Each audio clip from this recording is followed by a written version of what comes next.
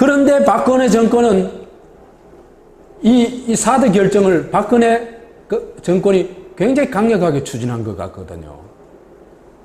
어떻게 보면 미국보다 더 설치는 것 같아요.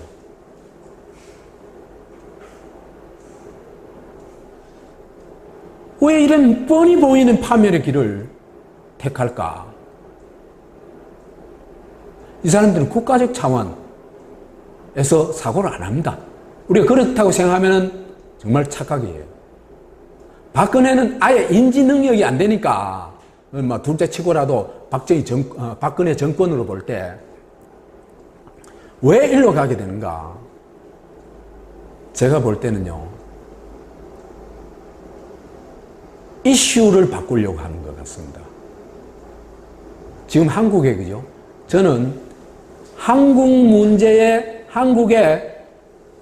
지금 벗어날 수 없는 핵심적 이슈는 세월호라고 생각합니다. 이 세월호 문제를 해결하지 않고서는요, 한국이 어떻게 할 도리가 없어요. 그런데 이걸, 그죠? 안보 위기, 경제 위기로 바꿔낼 수 있는 게 사드 배치입니다. 중국과의 어떤 적대적 관계, 또 북한과의 적대적 관계를 일부러 막 조성할 수도 있는 겁니다. 왜 그렇게 생각하냐면요, 세월호는요, 이게 진실이 밝혀질 경우에 한국의 반공 독재 세력들은, 그죠? 완전히 뿌리가 뽑혀버립니다.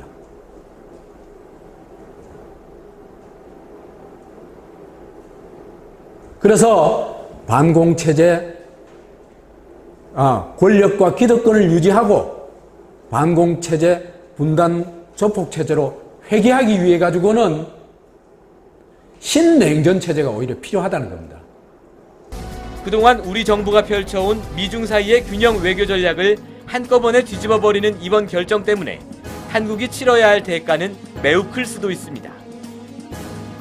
한미동맹이 어떻게 보면 북한만 상대하기도 버거운 상황인데, 중국, 러시아라고 하는, 특히 군사력에 있어서는 세계 2위, 3위의 어떤 강대국들과 한국의 적대국화가 된다. 우리한테는 최악의 시나리오인 거죠. 최악의 시나리오인 거죠. 사드가 들어오면요, 동맹의 성격이 전환이 됩니다. 그러니까 북한을 억제하는 동맹에서 지역 동맹으로 전환이 됩니다. 더 복잡해지는 거고요. 그러니까 강대국 국제정치 우리가 소비해야 돼요. 그러면 우리가 강대국 국제정치 소비해서 전쟁도 났죠. 분단도 됐죠. 그리고 식민지도 됐죠. 우리의 의도와는 상관없이 강대국이 그렇게 해버려서. 한국은 지난 20여 년 동안 동북아 지역에서 비교적 균형 잡힌 입장을 취해왔습니다. 그러나 박근혜 정부의 사드 배치는 한국의 기존 전략을 근본에서부터 뒤흔드는 최악의 한 수가 될 수도 있습니다. 탐함대 사령관 정도의 문제가 아니더란 말이에요. 해군 참모총장이 통영함이라고 하는 우리나라 최신의 구조 전문함을 대우조선소에서 완성을 지어서 인수만 하면 되는 상태였습니다. 아직까지 소유는 대우조선이지만 발주한 사람은 방위사업청이고 해군 참모총장이 써야 되니까 3자 간의 합의서를 씁니다. 당일날 4월 16일 명령을 내렸는데 누군가 차단을 합니다. 못 가게 합니다. 또 명령을 내렸는데 또 차단을 합니다. 그때 저는 해군 참모총장이 소신이 있는 사람이다라는 생각을 했습니다. 한 번 명령을 내렸는데 차단했을 때는 자기가 거역하지 못하는 집단이나 세력이나 누군가가 차단했을 거 아니겠습니까? 그런데도 한 번 더 명령을 내린 것은 대단한 행위라고 생각합니다. 또 차단을 합니다. 누가 차단했을까요? 합참의장? 국방장관? 대통령? 대통령은 아닐 것 같아요. 차단해야 되는지 말아야 되는지 잘 모르잖아요. 그죠?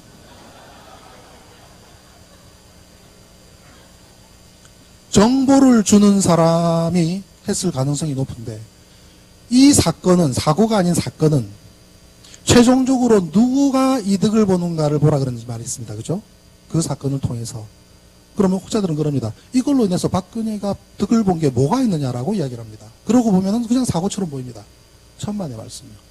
그 당시에 있었던 조작을 조작으로 막고 또 조작을 하고 간첩을 만들고 심지어 종이 비행기까지 만들어가지고 조작까지 했다가 망신 해체 위기까지 달려가던 모든 것이 지금은 사라져버렸지 않습니까? 사라져버렸죠. 그 집단은 대통령은 안중에 없을 겁니다. 치마사장은 안중에 없을 겁니다. 그죠? 왜요? 바꾸면 되니까. 바꾸면 되니까. 완벽한 시스템 있잖아요. 개표 조작할 수 있는 완벽한 시스템 있지 않습니까? 응? 박근혜 표 안에서 문재인 표가 나오는 거 사진이 영투토리하게 있지 않습니까?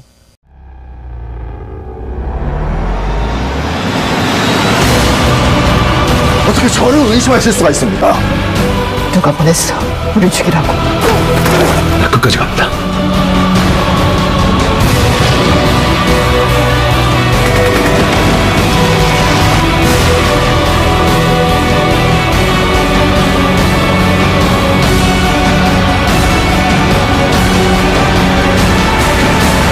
알려줘야지.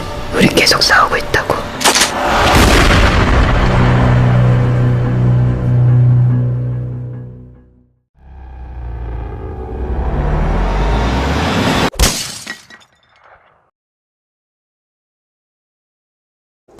그동안 우리 정부가 펼쳐온 미중 사이의 균형 외교 전략을 한꺼번에 뒤집어버리는 이번 결정 때문에 한국이 치러야 할 대가는 매우 클 수도 있습니다.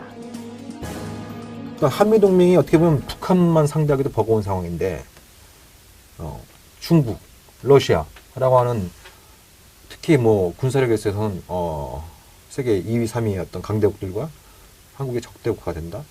예, 우리한테는 최악의 시나리오인 거죠. 예, 최악의 시나리오인 거죠. 사드가 들어오면요, 동맹의 성격이 전환이 됩니다.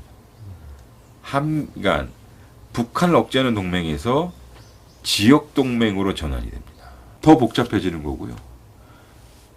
그러니까 강대국 국제정치 우리가 소비해야 돼요. 그러면 우리가 강대국 국제정치 소비해서 전쟁도 났죠. 분단도 됐죠. 그리고 식민지도 됐죠. 우리의 의도와는 상관없이. 강대국이 그렇게 해버려서. 한국은 지난 20여 년 동안 동북아 지역에서 비교적 균형 잡힌 입장을 취해왔습니다. 일단 해야 되는지 말아야 되는지 잘 모르잖아요. 그죠?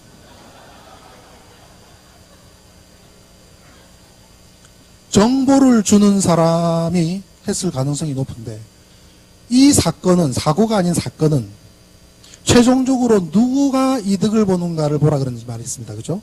그 사건을 통해서. 그러면 혹자들은 그럽니다. 이걸로 인해서 박근혜가 득을 본 게 뭐가 있느냐라고 이야기를 합니다. 그러고 보면은 그냥 사고처럼 보입니다. 천만의 말씀이요. 그 당시에 있었던 조작을 조작으로 막고 또 조작을 하고 간첩을 만들고 심지어 종이 비행기까지 만들어가지고 조작까지 했다가 망신 해체 위기까지 달려가던 모든 것이 지금은 사라져버렸지 않습니까? 사라져버렸죠. 그 집단은 대통령은 안중에 없을 겁니다. 치마사장은 안중에 없을 겁니다. 그죠? 왜요? 바꾸면 되니까. 바꾸면 되니까. 완벽한 시스템 있잖아요. 개표 조작할 수 있는 완벽한 시스템 있지 않습니까? 응? 박근혜 표 안에서 문재인 표가 나오는 거 사진이 영투토리는요. 한국이 어떻게 할 도리가 없어요. 그런데 이걸 그죠?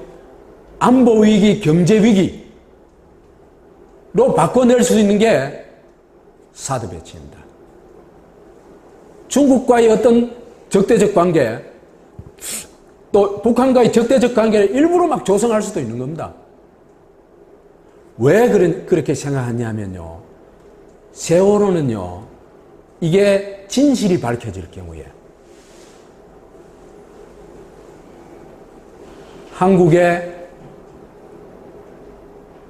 반공 독재 세력들은 그죠? 완전히 뿌리가 뽑혀버립니다.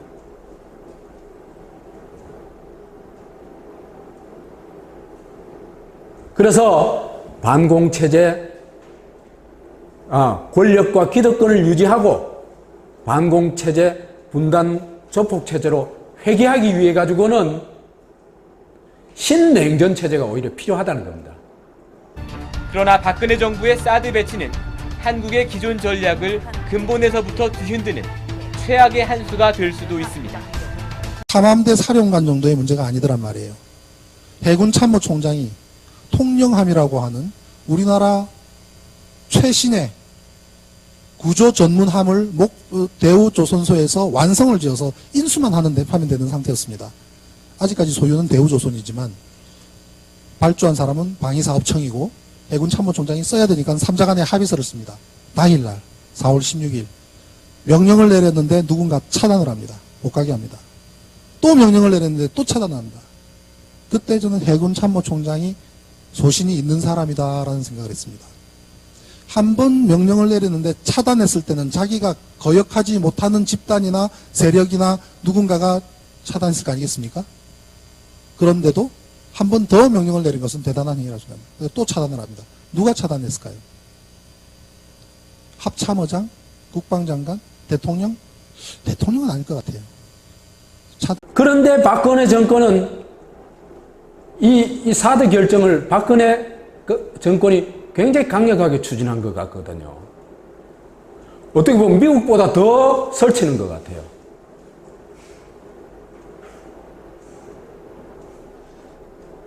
왜 이런 뻔히 보이는 파멸의 길을 택할까? 이 사람들은 국가적 차원에서 사고를 안 합니다. 우리가 그렇다고 생각하면 정말 착각이에요. 박근혜는 아예 인지 능력이 안 되니까 둘째 치고라도 박근혜 정권으로 볼 때 왜 일로 가게 되는가? 제가 볼 때는요, 이슈를 바꾸려고 하는 것 같습니다. 지금 한국에, 그죠? 저는 한국에 지금 벗어날 수 없는 핵심적 이슈는 세월호라고 생각합니다. 이 세월호 문제를 해결하지 않고서는